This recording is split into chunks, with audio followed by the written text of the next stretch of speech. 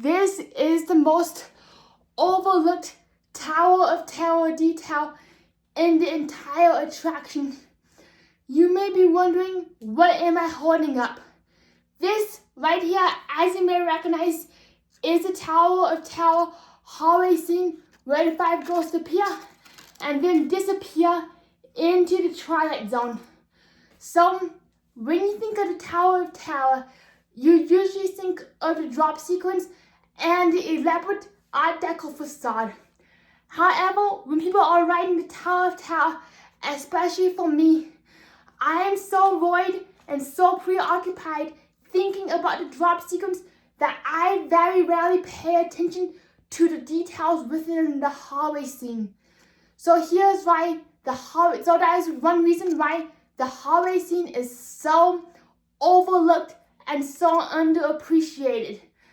So, as you're going up the elevator, the doors open and you see the hallway. However, what you may not notice is this little dot, right there, which is a camera. So as you continue ascending into the 5th dimension scene, you might notice this gigantic eyeball, and the eyeball blinks and then opens up and shows the entire ride car. Well, it turns out this camera took your ride car photo unless the attraction is in B mode. If the tower is in B mode, it shows a pupil wandering around. So, another really interesting thing about this hallway is you see these 2 plants right there. I made it very obvious in this model, but you might see the little red dots. The little red dots are the dots that are the projector's lights. And when the projectors go off, the ghosts appear. That is what's hiding the projectors and the clear plastic scrim, as you can see right there. I do apologize that the ghosts keep falling off. So that's like one of the most amazing effects ever, is a pepper ghost effect, as you can also see in the Haunted Mansion ballroom. Then, as the scrim retreats, suddenly the hallway turns into a star field. As it turns into a star field, it turns out to be over 1,000 or so tiny fiber optic lights illuminating the hallway. If you look very carefully on the walls, you can see the stars reflecting off of each other, which gives the indication that it's a bunch of stars. That's a bunch of fiber optics, similar to a fiber optic Christmas tree, but each fiber optic is threaded in the walls, as you can see. And unfortunately, this video is not sponsored by Tiki Yada, even though it'd be amazing, since I love eating this high protein pasta during the day, alongside with my potatoes. And as you can see in the back side is a screen that reveals a window that changes into the window that you see in the pre-show. That is what really impressed me about this hallway scene.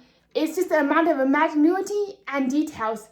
Another thing I forgot to mention about this hallway scene is, it's not shown here, but you can see these arches.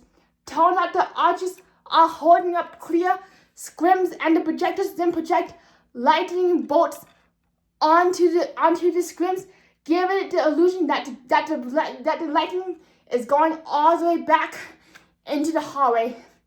But if you look very carefully in the front, especially in the Disneyland Paris version, you will also see lightning sparks on the paint itself. Turns out, in my opinion, it is embedded lights. So that is why the hallway scene, just technically alone, is the most underrated and underappreciated aspect of the entire tower.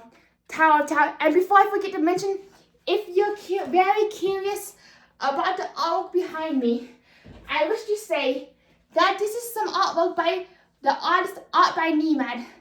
Not sure why, but I've lately been gravitating towards the bright, vibrant colors.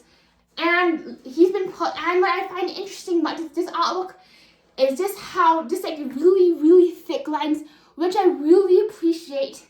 And also he does some rhinestone artwork that you can see on his Instagram. His Instagram is up by Nemad. Let me show you a close-up of the other artwork real quick.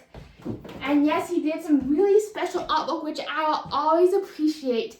I absolutely love the vibrant colors. And for me personally, I'm a chrome.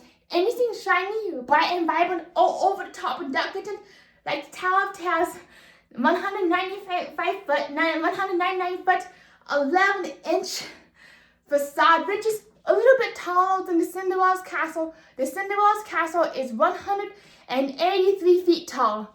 Anything shiny, elaborate, or massive like a Christmas tree, it immediately captures my attention. So yes, this is some Nemad's art.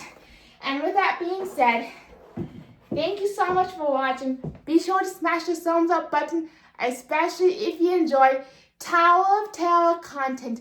And we'll see you in the next video. Woo!